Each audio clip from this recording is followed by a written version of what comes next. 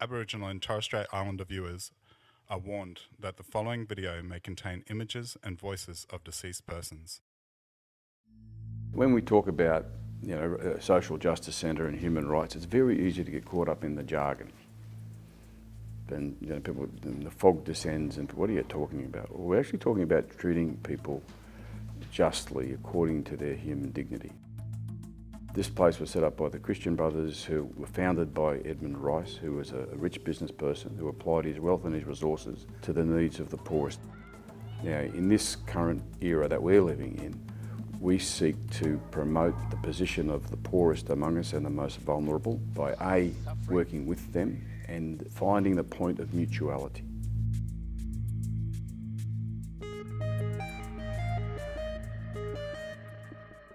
The Edmund Rice Centre is a human rights, social justice, community-based, faith-based, non-government organisation working in three major areas of activity, and we do that through research, we do it through community education, we do it through advocacy, but more importantly we do it in partnership with people.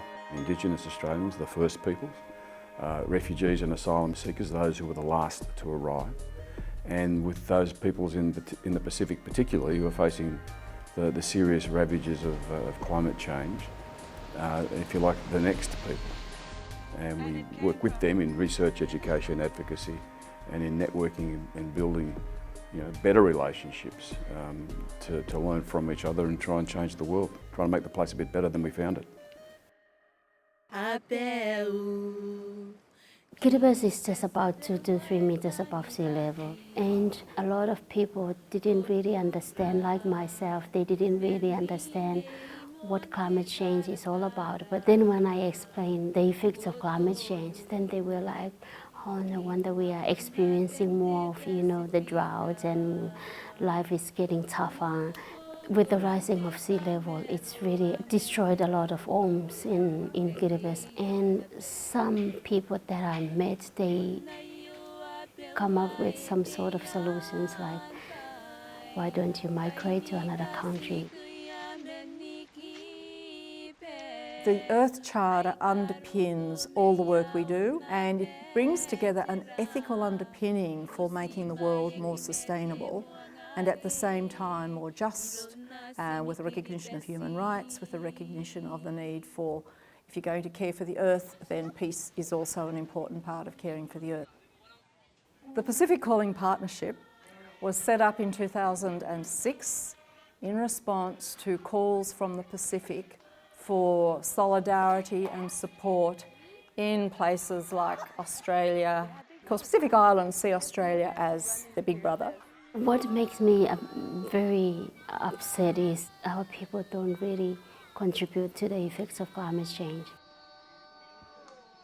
I've attended a lot of United Nations conferences, and the last UN conference in Paris, I think even though it's not 100% good solution, but still at least the world leaders agreed to do something.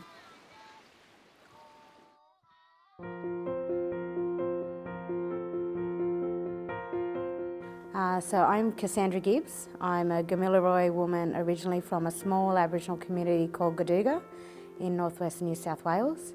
So how I came to be involved in the Edmund Rice Centre, they got a phone call to say that there was an opportunity for young Aboriginal people to engage in a cross-cultural immersion program, the English Northern Irish engagement, and that they were taking a delegation of young Aboriginal and non-Aboriginal kids overseas to talk about human rights, social justice. And me in my excitement just sort of said yes straight away without realising where we were going or what it really entailed. My big baby is the Let's Talk programs. We really needed to be doing it at a local level with young people and engaging them in the story of Aboriginal Australia. But what we'd found out of that was that we really need to be doing it with teaching staff. And there began the journey of the Let's Talk Rural program. In those different places we would sit with young people, we would sit with old people, we would meet with community members who worked in a variety of service areas around drug and alcohol abuse, mental health support. We would engage with the schools and look at education systems in remote and rural and isolated communities, and what they were doing to engage in the story of Aboriginal Australia and how they then engaged with their local communities. Then we opened up the doors again and said, let's engage the executive staff, let's invite people from the board. Parents could come and be a part of that, the P&C committees. It's that approach of the whole school environment embracing these journeys and embracing the learning that comes with that.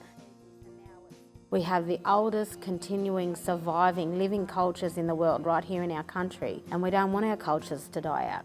We want to keep them alive. So we share them as much as we can as a way of keeping our stories alive.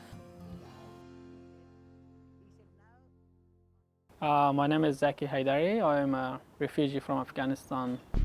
I came in Australia in late 2012. I was under very risk to be killed by the Taliban. I had to leave the country, and my mom said, if there's a little chance that you can survive, you will have a better life. Yeah, and she decided to send me with the smuggler to Australia. So it was a very tough journey, and for me, especially when I was 17. I was detained about 4 months altogether, but somehow I was really lucky, and I don't know how it happened. They didn't send me to Nauru or Manus Island. So the services that Edmund Rice Centre offers, especially for asylum seeker, I would say it's amazing. I have a friend who came to Edmund Rice Centre to seek help, to take his case to the High Court. That's just an example, but there's a lot of people who are coming here who don't know what to do, and I think those services means a lot. One of the key roles in our work has got to be about the communication. You know, we've done that through research papers and research work documenting the fate of people who are deported from this country back to places like Afghanistan. And you know, in that work we found that 31 people who went back to Afghanistan were killed, 9 were killed going back to Sri Lanka.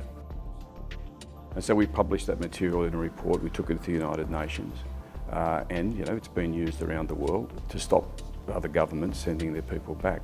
And we made a documentary around that work, and that work is now still continuing.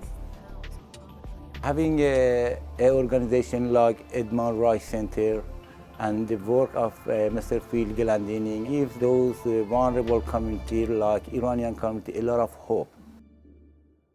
But we come together this week to celebrate and to acknowledge the great contribution that refugees have made to our country. So today is the launch of Refugee Week 2017, and it's great seeing all of the different organisations and school groups come together to celebrate that. My name is Tess and I do volunteer work at the Edmund Rice Centre. I've been volunteering at the centre for about 18 months now. I was very interested in the work they were doing, and I thought that it was important work. And the volunteers are absolutely critical and crucial to our work. We couldn't function without our volunteers and interns. I'm helping out with the asylum seeker resource for Marissa. That's a big project. And I was also involved with the Justice Through the Arts literary event, and that was fantastic. That was a lot of fun. So over the years we've tried different things, particularly the business ethics project that ran for a number of years. And we had an idea to make a citizen statement about native title, and that's where the Sea of Hands came from. Sort of trying to marry up the advocacy work with practical support and help.